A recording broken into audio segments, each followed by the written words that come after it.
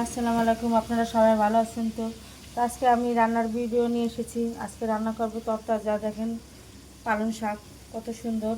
তো আজকে পালং শাক দিয়ে আমি চিংড়ি মাছ ভাজি করবো। তো আমি শাকটা কেটে নিব।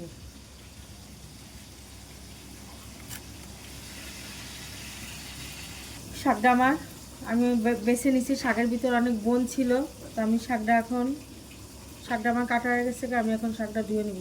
আমি শাকটা কেটে দিয়ে কুচিয়ে নিচ্ছি। আমি চুলায় বসে দিব সিদ্ধের জন্য, 5 মিনিটের জন্য সিদ্ধ করবো। এটা উঠে নিব। আমার 5 মিনিট হয়ে গেছে। দেখেন আমার শাকটাও সিদ্ধ হয়ে গেছে। আমি শাকটা এখন নামাই নিব। কড়াই বসিয়ে দিছি। আমি শাকটা ভেজে নিব। আমি একটু তেল দিয়ে দিব পরিমাণ মতন।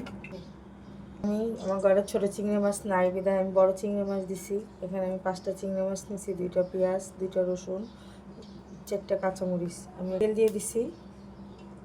এখন এটা দিয়ে দিব, দিয়ে ভেজে নেব।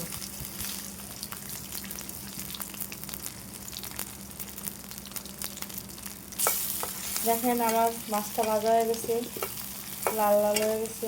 আমি একটু হলদি আর একটু মরিচ দিয়ে দিব, একটু লবণ কম, মরিচ গুঁড়ি দিলাম,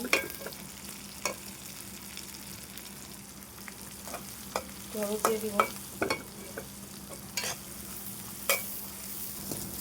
লবণ দিয়ে দিব পরিমাণ মতন। আপনারা আপনাদের মতন দিবেন।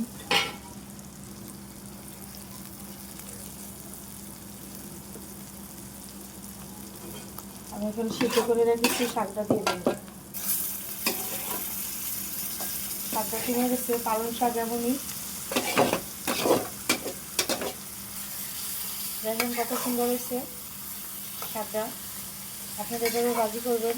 শীতের দিনের শাক খেতে অনেক মজা লাগে। বেশি বেশি করে শাক খাওয়াবেন, বাচ্চাদেরও খাওয়াবেন।